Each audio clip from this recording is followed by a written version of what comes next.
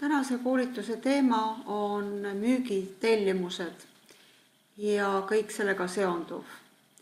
Müügitellimused võivad ERP-isse jõuda kas telemaliidestuse kaudu, e-poest kinnitatud müügitellimusena või siis sisestatakse ta käsitsi näiteks kliendi meili või telefonikõne teel saadud informatsiooni abil. Uue tellimuse sisestamiseks müük, tellimused ja lisa. Tellimusel kas sisestatakse uus klient või kui on olemasolev, siis valitakse.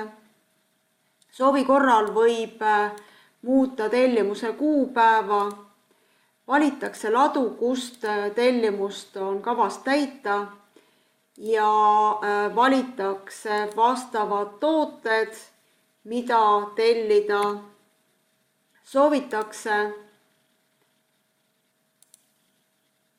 ja nende kogustega, mida siis tellida soovitakse. Koheselt kuvatakse ka erinevate värvidega read ja punasega tähistatakse need read, mida ei ole võimalik täita, mida ei ole laos piisavalt.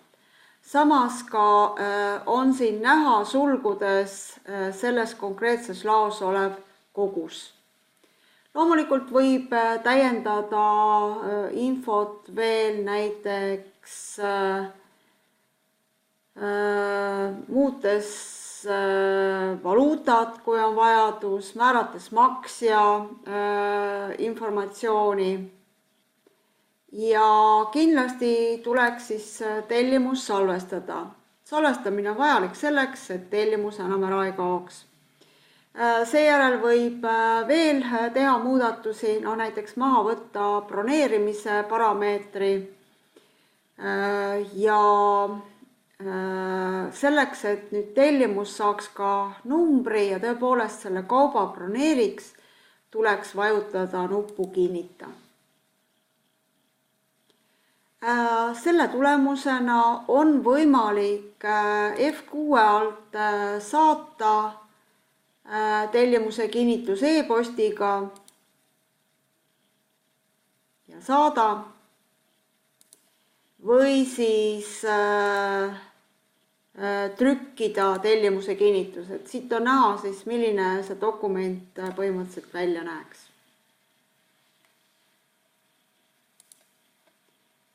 Ja muidugi ka tellimust ennast võib trükkida või siis saata. Nüüd ilmselgelt on võimalik siit täita siis ainult esimest rida ja nüüd sõltuvalt, kuidas on seadistus tehtud, programm arvestab siis võimalustega. Seaded, üldseadistused all on tellimust puudutavad parameetrid. Kõigepealt, millal loetakse tellimus täidetuks. Valikud on siis kas koosta saateleht või arvesaateleht. Teisel juhul on siis võimalik ka eraldi sundida pakkelehte välja trükkima selleks, et lugeda tellimus täidetuks. Pakkeleht on siis dokument kauba saadetisele peale märk panemiseks, lisamiseks ja seal ei kuvata toodete hindu. Ja müügitellimuse osalisel täitmisel võib siis tellimust poolitada. Ma võtan ta praegu maha ja salvestan. Ehk kui ma nüüd lähen müük ja tellimusi vaatama, siis mul on kõigepealt täitmata tellimus või kinnitatud tellimus või maksmata tellimus. Kõikide nende alt ma leian selle tellimuse. Selle rida on siin näha, avanda ja lähen tegema arvet ehk valin siis arveks. Kuvatakse muidugi praegu mõlemad read, aga ma eemaldan siit nüüd selle teise rea ja vaatan need arve saatelehe tingimused üle, kas maksetingimus on õige, kas kõik muud andmed on õiged ja kinnitan selle arve saatelehe. No loomulikult saan ma selle arve saatelehe välja saata, et klient peaks siis 14 päeva jooksul praegu maksta. Ja kui ma nüüd lähen tagasi, siis kui ma vaatan müük ja tellimused alt, siis seda tellimust loetakse endiselt täitmata, kuigi tal on seos olemas. Nimelt on ta ju ainult osaliselt täidetud, eraldi osaliselt täidetud välja ei tooda, ta loetakse lihtsalt täitmataks. Kui ma selle tellimuse lahti võtan ja võtan F4, siis on siit võimalik võtta välja saatmata kaupade loetelu. Põhimõtteliselt võin ma siit teha ka korduva tellimuse, et nagu uus müügitellimus.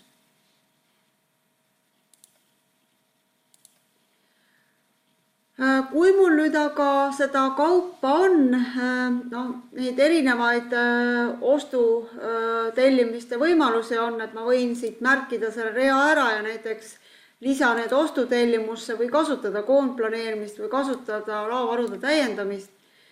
Et igal juhul praegu teen ma lihtsalt kaupluse lattu hankijalt Kehra paberivabrik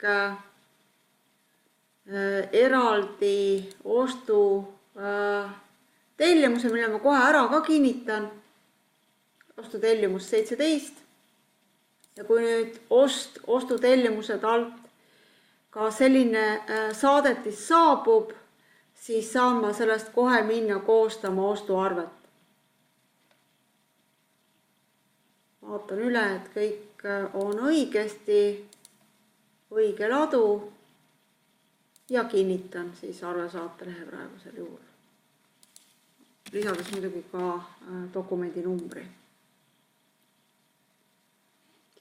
Selle tulemusena, kui ma lähen uuesti müük ja tellimused, otsin täitmata tellimuste alt üles antud tellimuse.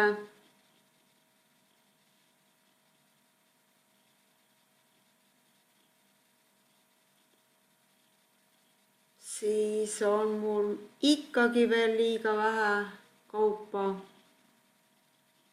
Ma pean veel juurde hankima.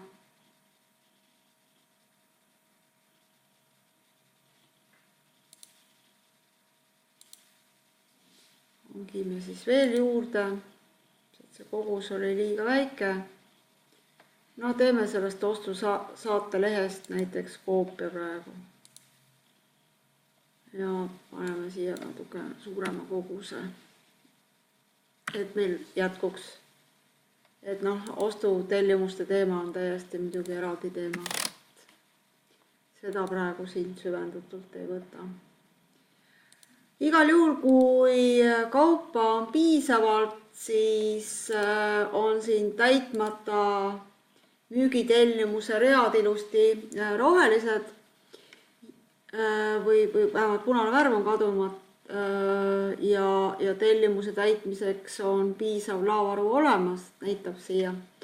Siis kui ma nüüd lähen arveks tegema, siis ta teab, et ta peab võtma siia ainult need read, mis on jäänud varem täitmata ja sellega seoses näitab siis ka, et juba üks arve saateleht on koostatud ja selle kauba saadame siis eraldi teise arve saatelehega välja. Selle tulemusena mõlemad või tähendab see tellimus on nüüd 100% täidetud, ehk kui ma võtan müük ja tellimused, siis täitmata all teda enam ei kajastata, küll aga on ta täidetud all ja kajastatakse siin sama rea peal siis ka kõiki neid arve saatelehti, millega see konkreetne tellimus on seotud. Kui ma nüüd lähen aga ja muudan ära selle parameetri, millest me rääkisime ja märgin siia müügitellimuse osalisel täitmisel tellimus poolitatakse. Ja lähen nüüd tegema uut tellimust, kas või näiteks selle sama koopiana. Selle tellimuse ette veel ja kopeeri. Ja selle tellimuse nüüd kinnitan. Siis on mul suhteliselt sama seis, et ikka mul kaupa ei jätku just selle teise positsiooni osas, et esimest kaupa on piisavalt. Kui ma nüüd aga lähen sellest tellimusest tegema arvet, klikkides siin sellel nupul arveks ja eemaldan siit selle rea, mida ma täita ei saa ja kinnitan. Ja muidugi saadan ja väljastan ja kõik nii nagu ikka, siis tegelikult selle müügitellimuse ridu redigeeriti ja siit kaotatigi ära see osa, mis ei olnud täidetav. Mille tulemusena mul on tegelikult siin tellimuste all nüüd üks täidetud tellimus numbriga 100017, mis on siis seotud selle sama arve saatelehega, aga lisaks on sama põhinumbri osaga ja murruga tellimus selle rea osas, mis jäi täitmata ja milleks ei olnud siis piisavalt kaupa. Ütleme, et ma teen uuesti siis ostutellimuse, teen siit praegu kõige lihtsamal moel ja muudan selle, panen selle koguse natuke suuremaks, et ta igal juhul täidetuks saaks ja kinnitan ja hangin nüüd ka seda kaupa juurde selle ostutellimuse alusel.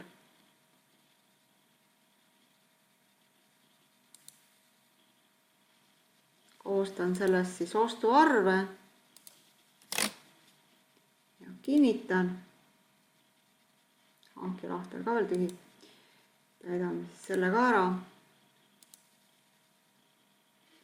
Siis on müük ja tellimused all olemas kogu kaup.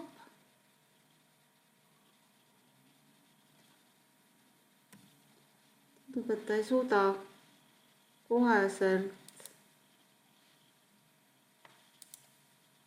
uuendada.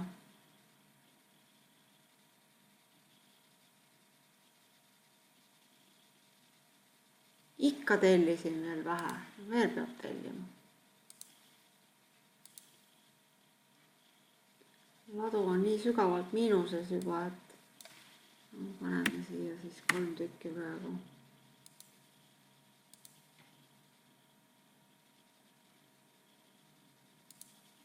Valesse lattu pakkus, selles oli ka asi.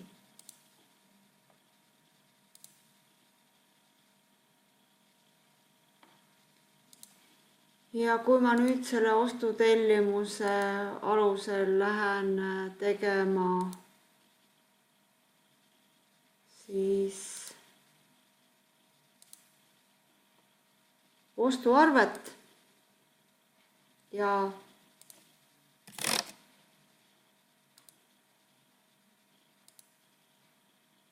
kinnitan, siis müük ja tellimused ja täitmata tellimuste all peaksid olema selle read nüüd taas rohelised. Ja siin on siis ainult see rida, mis varem täitmata jäi. Loomulikult võib klient olla vahepeal juba loobunud ja sellega seoses lihtsalt tuleks tellimus tühistada. Ja sellisel juhul